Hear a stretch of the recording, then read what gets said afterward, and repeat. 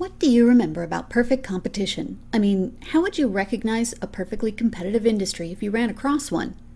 In perfect competition, 1, there are a large number of sellers. There are a large number of buyers too, but we won't be worrying about that just now.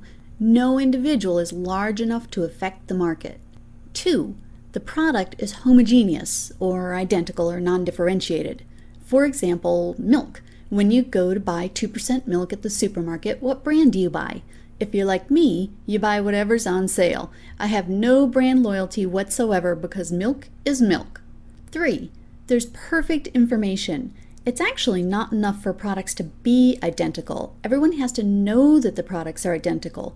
Otherwise, we could be fooled by things like pretty packaging or celebrity endorsements. In a perfectly competitive industry, firm versus firm advertising is useless. All you'd be doing is driving up your own costs, and then customers would just buy from a cheaper competitor.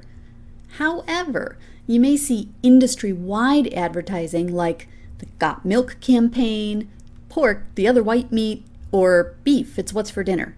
These kind of campaigns raise demand for each firm's product across the industry. 4, easy entry and exit. Because firms can enter and exit the industry at will, long-term profits will be effective, but we'll get to that in just a bit. For the individual firm owner, the combined effect of these characteristics is that he or she has no power to control price and will earn zero economic profit in the long run. Let me ask you this. If the individual firm cannot set the price, then where does the price come from? Think back to our market activity earlier in the semester. In a market with lots of buyers and sellers, the price is determined collectively by the market supply and market demand. This, then, is the prevailing price for each firm. What happens if the firm doesn't like this price? If it tries to charge more than P-star, all of the customers will go someplace else, so the firm would be forced back down to P-star. If it tries to charge less than P-star, then all customers in the industry will come to this firm. Sounds good, right? Wrong. This firm cannot accommodate the entire industry demand. Costs would skyrocket. The firm would be forced back up to P-star to get rid of some of the customers. All of this means that the firm is a price taker, forced to accept P-star, the market-determined equilibrium price. Note that this also means, because the firm charges P-star regardless of the quantity demanded, that P-star represents the firm's demand as well. Remember that perfectly elastic demand curve from earlier this semester, where consumers are so hypersensitive to price that price is all that matters? Well, that's this market structure. Okay, so you're a producer in a perfectly competitive market, and you have no control over the price that you can charge. Is there anything you do have control over that you can make decisions about? A perfectly competitive firm may not be able to choose its price, but it can choose how much output to produce.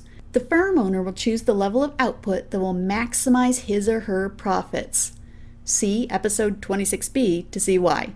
Marginal revenue equals marginal cost will always be the profit maximizing rule.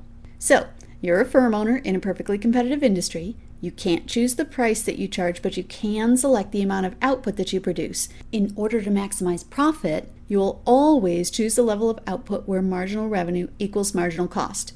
Take a look at the perfectly competitive firm and see where this occurs. I need to choose output such that marginal revenue equals marginal cost, but right now I don't see marginal revenue or marginal cost. Let's start with marginal revenue. Marginal revenue is the additional revenue that you earn when you sell an additional unit of output. For a perfectly competitive firm, since all units are sold for the same price, each unit sold always adds the same amount of revenue, P-star. For example, if price is $5, then the total revenue for 0 units is $0, for 1 unit is $5, for 2 units is $10, and so on. Selling 1 more unit generates $5 additional of revenue each time. Therefore, marginal revenue is equal to the equilibrium price. Note that this is only true for perfect competition. What about marginal cost? Well, marginal cost is actually pretty easy. We constructed the cost curves, marginal cost included, before knowing anything about market structures. Those cost curves are the same regardless of the structure we're operating in. This means that the marginal cost for the perfectly competitive firm is just marginal cost. Remember that J-shaped Nike swoosh thing? And now, all we need to do is select the level of output where marginal revenue equals marginal cost. Now, because there are no average cost curves in this diagram yet, I can't actually show you how large or small the profits are, only that Q star will be the best level of output for this particular producer based on the profit maximizing rule.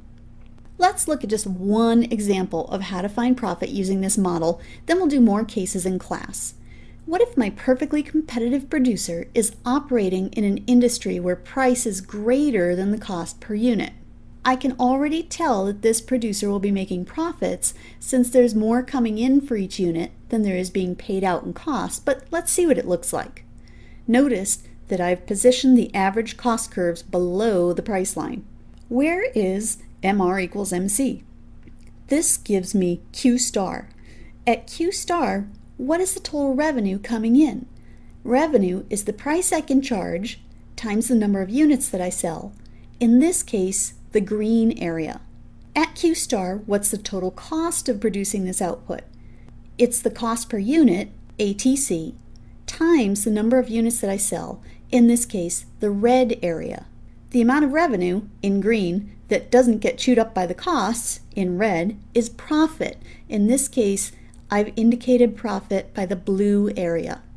In the short run, this producer earns positive profits. Why do I say in the short run? Because those short-run profits attract the sharks. Other outside firms see the profits and enter the industry to set up shop. This causes industry supply to increase, driving the price downward. In the end, the entry only stops when there are no more profits to attract the sharks, until price is equal to average total cost and the firms just break even. In the long run, a perfectly competitive firm's profits are always equal to zero. Next time, Monopoly.